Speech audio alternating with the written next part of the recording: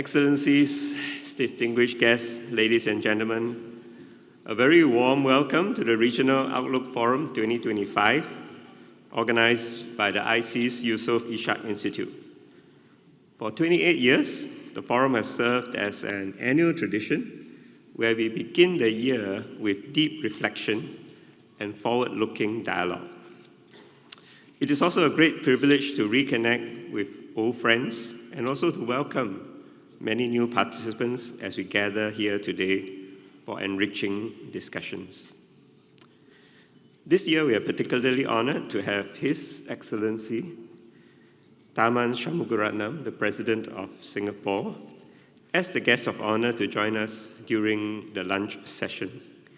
While he will not be making a speech, his presence here highlights the significance of this forum as a platform for meaningful dialogue on the trends and developments shaping our region and also the world.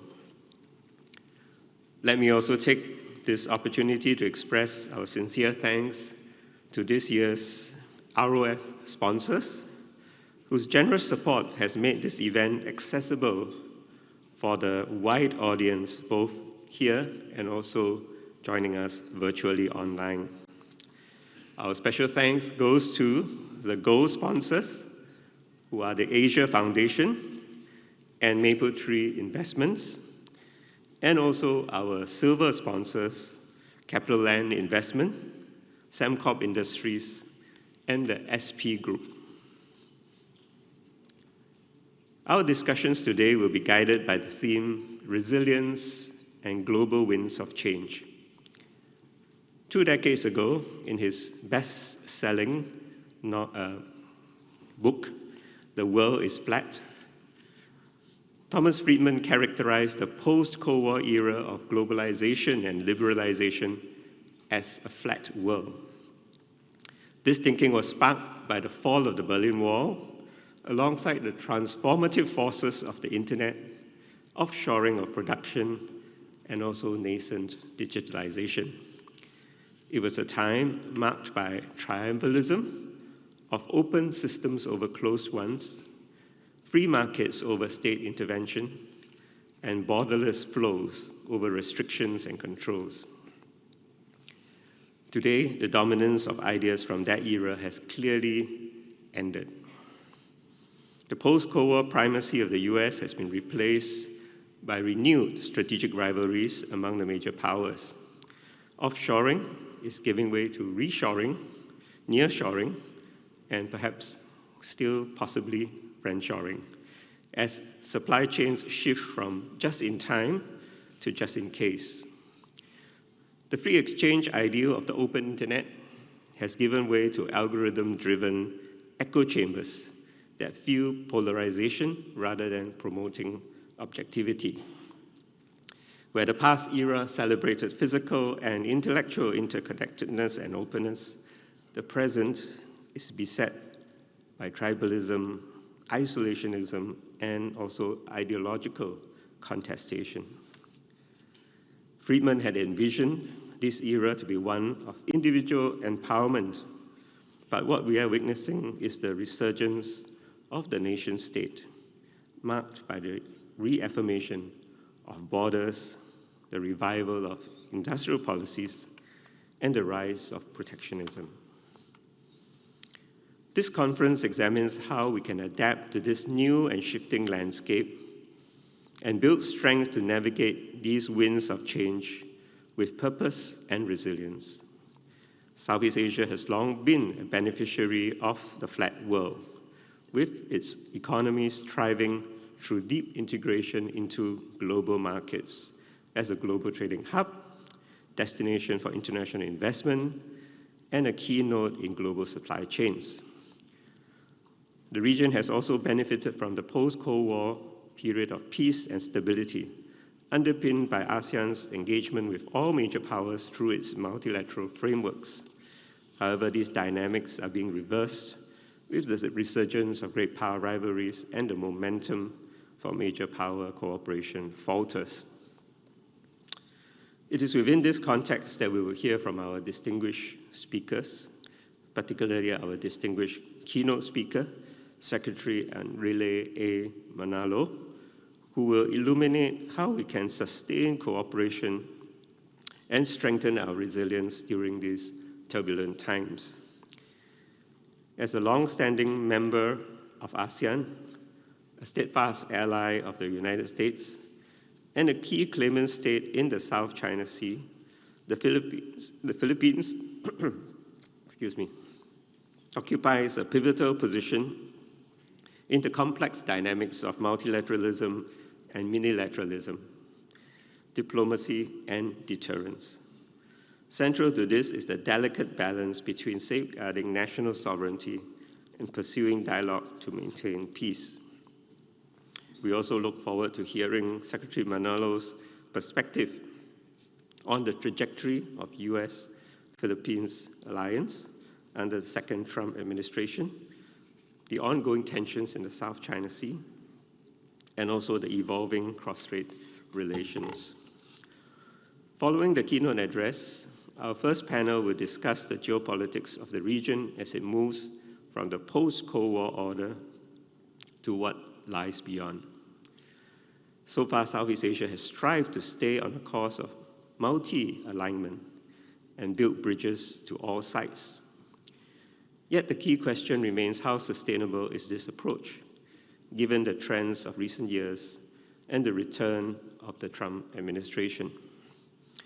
Mr. Roy Campbellson, Professor Dawei, and Professor Ken Jimbo will offer insights into the political developments and foreign policies of the United States, China, and Japan, which will significantly shape the still fluid regional order.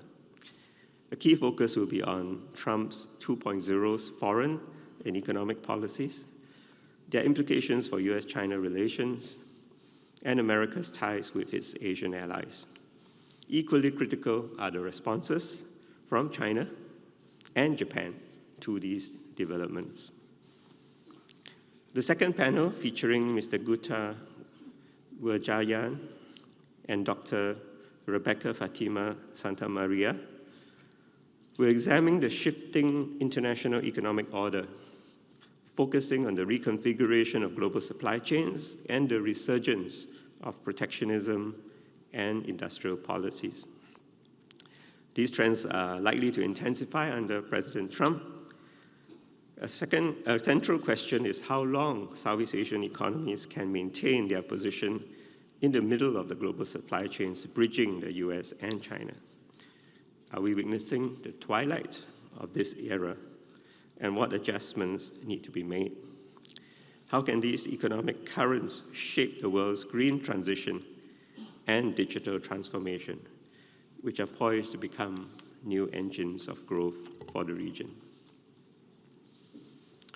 After lunch, we will focus on 4 countries: Malaysia, the Philippines, Vietnam, and Indonesia. Panel 3 will analyze the Anwar Ibrahim unity government at its midterm and also the prospects for further reforms. From opposing sides of the political spectrum, YB Wong Chen and YB Datuk Sri Saifuddin Abdullah will examine how the government is addressing economic challenges, ethnic and religious issues, and peninsular East Malaysia relations.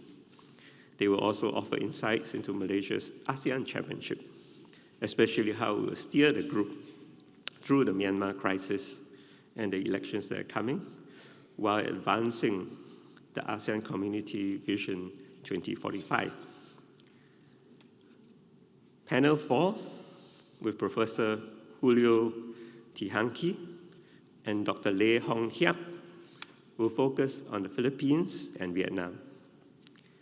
Despite recent political upheavals, both countries are ASEAN's top economic performers, achieving 6% growth in 2024. In the Philippines, tensions within the UNITEAM alliance of the Marcoses and the Dutertes are casting shadows on the Marcos government's policy agenda, as well as the upcoming midterm elections. In Vietnam, the election of Mr. To Lam as the new General Secretary of the Communist Party of Vietnam marks the dawn of a new era, with both institutional reforms and ambitious economic goals just ahead of the critical 2026 Party Congress. The panel will also examine both countries' foreign relations, especially their different approaches to China in the South China Sea disputes. We will conclude this forum with a session on Indonesia under the new leadership of President Prabowo. Professor Bambang Brojonegoro, who advises Prabowo on economic policy, is uniquely positioned to provide insights into how the president will implement his transformative domestic initiatives, including the free school lunch program, healthcare expansion, and salary increases for civil servants, while maintaining fiscal stability and advancing structural reform. Professor Dewi Fortuna Anwar will analyze Prabowo's early moves in managing Indonesia's relations with China and the US, signaling a more assertive, top-down foreign policy. So today's discussions promise to be very insightful, with all our distinguished speakers offering perspectives on how to respond to the challenges ahead. As the Japanese proverb says, the bamboo that bends is stronger than the oak that resists. Our resilience will hinge on our ability to adapt amidst disruption and uncertainty. We hope this forum will help guide all of us in strengthening resilience and making the necessary adjustments in what we do. With that, I declare the Regional Outlook Forum 2025 open, and I hope you will find the discussions ahead both engaging and insightful. Thank you.